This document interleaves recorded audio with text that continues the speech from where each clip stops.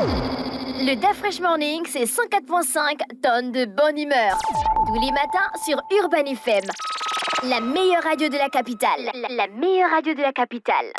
Sur les 104.5 Urban FM, la station urbaine, comme tous les jeudis, on est avec notre psychologue maison. Hein, Oui, notre psychologue maison, sur son canapé.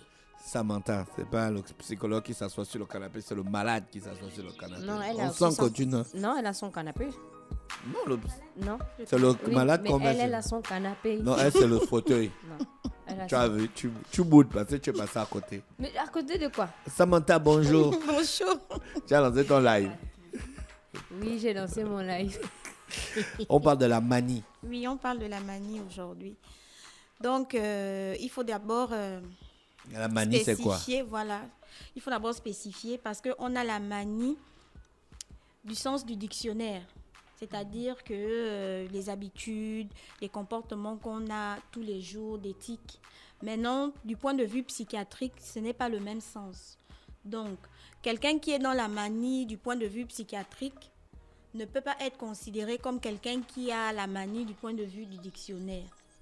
Donc, du point de vue psychiatrique, la manie, c'est quoi? C'est l'exaltation de l'humeur. La personne est vraiment, peut basculer de la colère à la joie à la tristesse à n'importe quel moment. Mais c'est surtout la colère qui intervient en premier plan. Voilà pourquoi on la confond beaucoup à la dépression.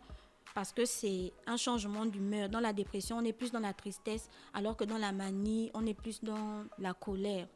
Maintenant, la manie, dans son sens premier, du sens grec, c'est quoi? C'est la folie, en fait. Quand on parle de folie, en fait, c'est la manie.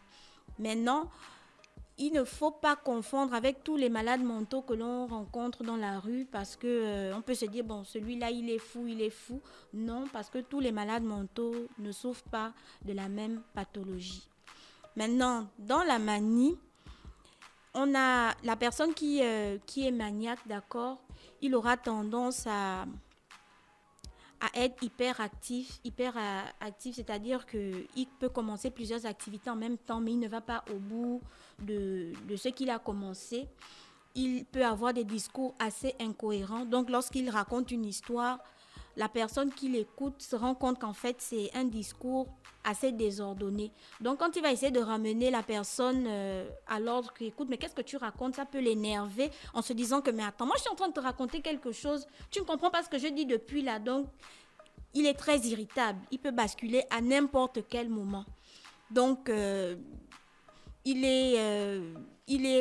n'a plus aucune pudeur, il peut se balader nu, il peut proposer des activités sexuelles, par exemple, exagérées à n'importe qui, parce qu'il ne se contrôle plus. Donc, il est vraiment dans l'exaltation de tout. Non seulement l'humeur est exaltée, le comportement, tout est vraiment en hausse, quoi. Il ne se contrôle pas parfois, il peut même se négliger, il ne prend plus soin de lui, mais il est très, très, très, très, très irritable. Voilà pourquoi quand on parle de folie, par exemple, lorsqu'on observe quelqu'un en griffe qu'on dit être fou, vous allez constater que cette personne peut, par exemple, rire seule à n'importe quel moment pour des situations qui n'en valent même pas la peine. Tu te dis, mais qu'est-ce qui t'amuse? Pourtant, ça ne fait pas rire.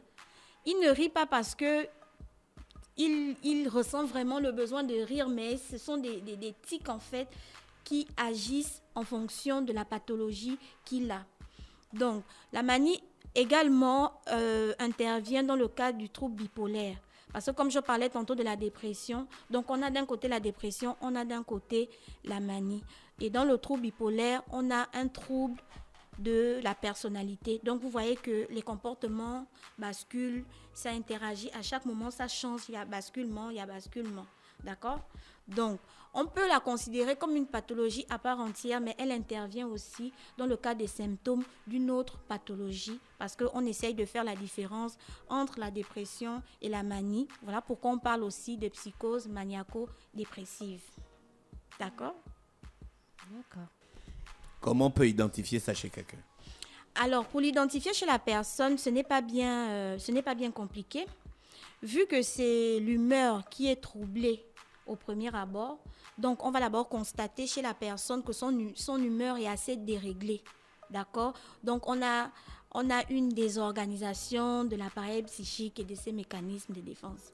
La personne est vraiment embrouillée, elle est incohérente, elle est assez active, elle entreprend des choses qu'elle ne termine pas, il y a des discours qui sont assez incohérents, on peut constater l'euphorie exagérée chez la personne, on peut constater une colère excessive, exagérée, à tout bout de champ, la personne s'énerve pour un rien, ou alors la personne peut être triste, basculer à la tristesse en un rien de temps, c'est-à-dire qu'on monte dans la colère et aussitôt on descend dans la tristesse sans pourtant avoir de transition, ou alors la personne change de sujet à n'importe quel moment sans transition. Tu ne te rends même pas compte que la personne a déjà basculé dans autre chose. Tu es même perdu. À chaque fois, tu vas ramener la personne à l'ordre que, mais attends, on ne parlait pas de telle chose tout à l'heure. Tu es maintenant en train de parler de quoi? Il s'agit de quoi exactement?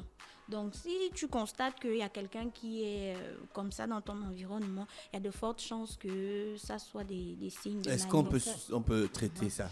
Bien sûr, on peut traiter la manie, mais l'élément sur lequel on va agir, c'est sur l'humeur. Donc, on va donner à la personne des médicaments qui régulent l'humeur. On peut également lui donner des antidépresseurs, comme j'ai parlé de dépression tantôt, parce que généralement, ça va ensemble. Donc, on peut donner à la personne des antidépresseurs. Il y a des thérapies aussi, des psychothérapies que le psychologue ou le psychiatre peut entreprendre avec la personne pour qu'elle puisse reprendre le cours normal de sa vie. Est-ce que dans les causes de ce trouble, on peut parler de perte d'un parent ou encore de traumatisme qu'une personne a peut-être vécu dans son enfance? Effectivement, c'est toujours ça la cause des pathologies en psychiatrie. En psychiatrie, on n'a pas de cause. On n'a pas de cause physique à proprement dite. Ça veut dire quoi? Ça veut dire qu'on ne peut pas emmener la personne passer un scanner, découvrir que voici l'élément qui cause la pathologie chez la personne. Bien qu'il y ait des pathologies médicales, bien sûr, qui causent certains symptômes psychiques, à ce moment, on agit directement sur la pathologie physique pour éradiquer le problème psychologique. Mais dans la plupart des maladies psychiques que nous avons, les causes sont toujours dues à un traumatisme, à la perte d'un parent, parfois à certaines sources neurologiques, par exemple, déficience neurologique. Donc, le cerveau n'arrive pas à bien transmettre certaines informations. La partie du cerveau qui est, par exemple, responsable de la régulation des humeurs étant moins fonctionnel, ça peut causer ce type de trouble chez la personne, mais il n'y a pas de pathologie à proprement dit que si j'ai le palu, c'est le palu qui me cause la dépression. Non, ça ne se passe pas comme ça. Vu qu'on parle de psychique, c'est-à-dire que ça se passe dans la tête, c'est une situation que je vis qui m'emmène à beaucoup penser, c'est une situation que je traverse qui m'emmène à me retrouver dans un état où j'ai du mal à basculer, j'ai du mal à faire le tri, j'ai du mal à me restructurer, j'ai du mal à avancer parce que je n'arrive pas à dépasser ça. Et pour dépasser cette situation, il faut forcément rencontrer un psychiatre ou un psychologue qui va aider la personne à sortir de sa condition. D'accord, merci Samantha avec nous ce matin sur les 104.5 Urban FM, la station urbaine. On parlait de manie. On te souhaite une bonne journée. Merci.